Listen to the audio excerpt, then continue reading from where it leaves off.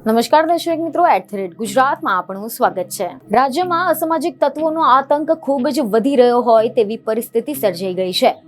તેઓએ પોલીસનો જાણે કે ખૌફ જ ન રહ્યો હોય તેમ ખુલ્લેઆમ આતંક મચાવી રહ્યા હોય તેવા સમાચારો અવારનવાર સામે આવતા જ હોય છે, જેથી આવા અસામાજિક તત્વો પર લગામ કસવા માટે રાજ્યના પોલીસ વડા વિકાસ સહાયે 100 કલાકની અંદર જ આવા અસામાજિક તત્વોની યાદી તૈયાર કરવાના નિર્દેશ કર્યા હતા। પરંતુ હવે આ મામલે શંકરસિંહ વાઘેલાની મીડિયા સમક્ષ તીખી પ્રતિક્રિયા સામે આવી છે, જેમાં તેમનું કહેવું છે કે સૌથી વધુ અસામાજિક તત્વો તો ભાજપમાં જ છે। બીજેપી એટલે અસામાજિક તત્વોની પાર્ટી।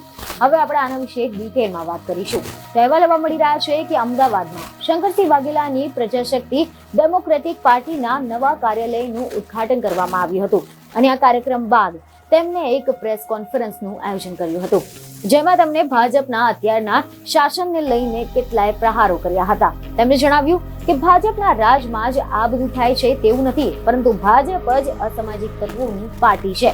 અત્યારનું તંત્ર બેફામ બની ગયું છે। બીજેપી એટલે અસામાજિક તત્વોની સરકાર। હું લીડર હોઉં તો હું કોઈને પણ બનાવી શકું છું।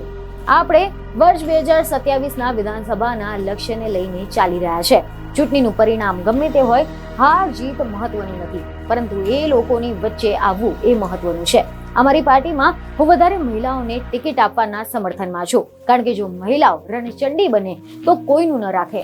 અને જો વાત રહી પોલીસની, તો પોલીસે કોઈ અસામાજિક તત્વોનું લિસ્ટ બનાવવાની જરૂર નથી, પરંતુ ભારતીય જનતા પાર્ટીમાં જ ગુંડાઓ ભરેલા છે।